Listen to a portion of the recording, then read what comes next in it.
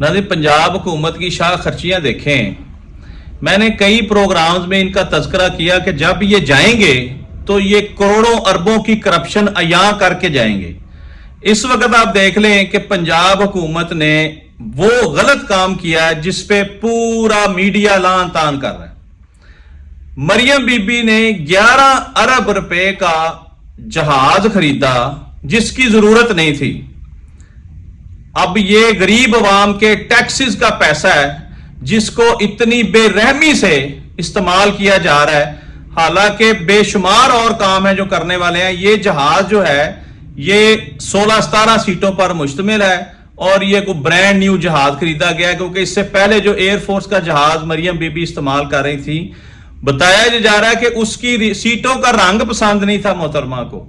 अब सीटों का रंग चेंज कराने की बजाय एक नया जहाज खरीद लिया गया है और आवाम को बेवकूफ बनाया जा रहा है कि ये जहाज जो है हम एक पंजाब एयर लॉन्च करने जा रहे हैं, नई एयरलाइन। तो ये अवाम के साथ डे बाई डे ना धोखे खुलने शुरू हो गए हैं। और ये भी मैं आपको बता दूं कि पंजाब हुकूमत के दिन गिने जा चुके हैं। अब ये किसी वक्त भी हुकूमत इख्तिताम पजीर होने जा रही है।